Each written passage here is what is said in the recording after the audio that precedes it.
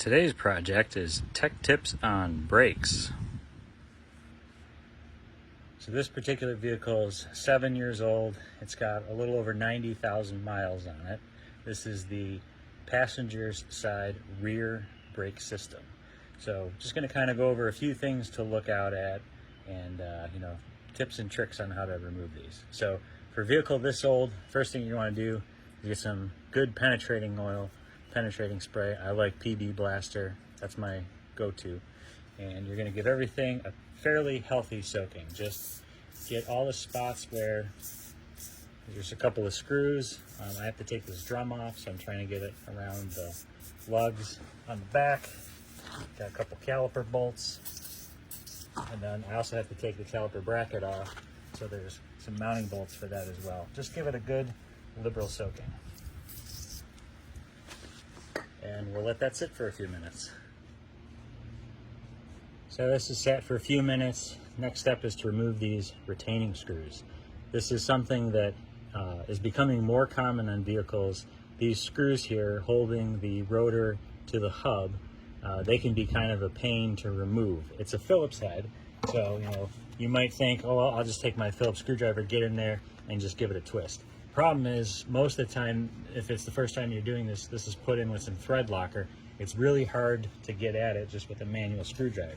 So I recommend one of these impact drivers, and basically what happens is as you contact the back of this here with your mallet, this pushes in that bit and it gives it a shock, almost like a mini pneumatic impact. So you just get a good stance, hold it up against there, and give it a good tap.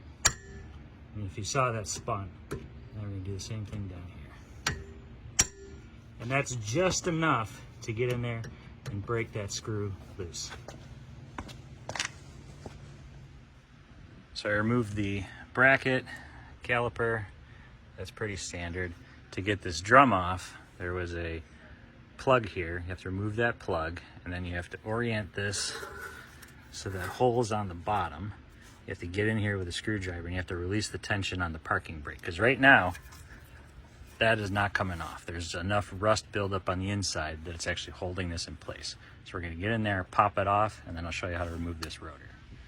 So if you look up inside there, there's a little tiny gear. What you're going to do is you're going to take your screwdriver, and you're going to go right inside that hole, and you're going to push this up, and that's going to release the tension on the parking brake, and then you should be able to spin this freely. And then that'll allow you to pop this off easier. Okay, so put two lug nuts back on here, and then get behind it. Find a spot where there is no heat shield. Get yourself a hammer and give it a good whack.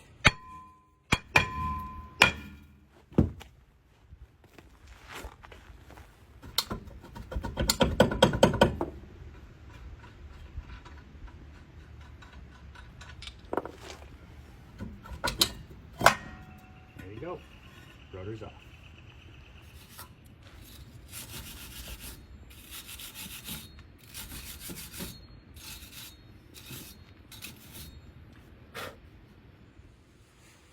This is probably the most neglected part, the caliper bracket. So these slides have to slide. This one actually slides. This one's not so great, but I'll show you how to address that. First thing is got to pop off these clips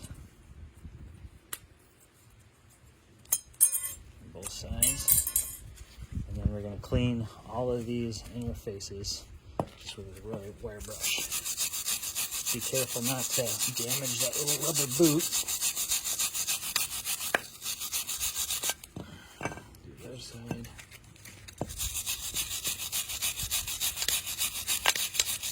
You can see how that brake dust coming off. I'm upwind of it. I get these surfaces where the caliper bracket mounts. Just to get all that rust and junk off of there. Okay, and then these guide pins, what we're going to do is we're going to slide this boot off, pull the pin out, and then sometimes you get some caked stuff right on that edge where the boot didn't seal it properly. So you get all that junk out. Get your favorite brake caliper grease. Recoat the pin. Good amount. Slide it back in. And you should hear it kind of like squish out, and then see how that bounces back out. That's what you want. Do the other one real quick. Again, just take off that old nasty crusty stuff.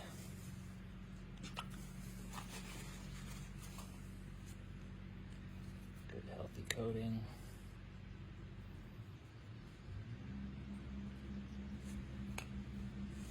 Reinstall your pin. Give it a good push. There you go. Caliper bracket's ready to be reinstalled. Okay, a little bit of a controversial step. So I put a little anti-seize on all of the flat surfaces that the rotor is going to mount to. Now you have to be careful not to over lubricate it because you don't want it to splash around. So just a thin film, just take your finger and wipe it on there. I also did on the inside of the hub as well, just again where it's contacting. Be careful, don't put it on where the drum brake is going to make contact. So line up your rotor, get your screw holes oriented correctly, slide this back on, and because we adjusted the drum pads, slides right on, no problem.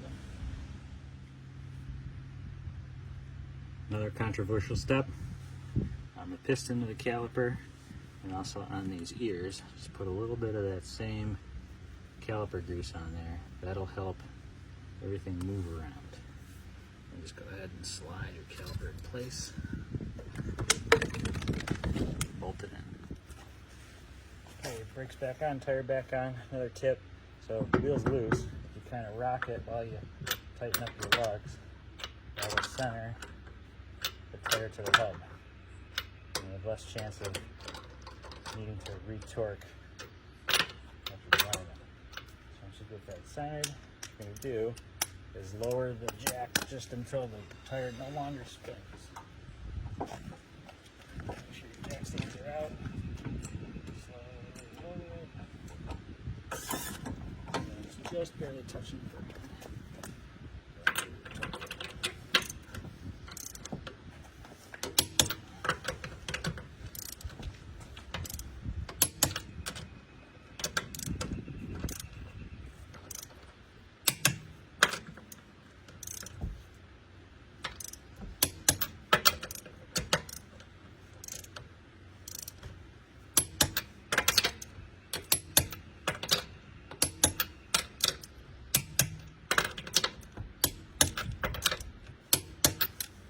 To reach that step,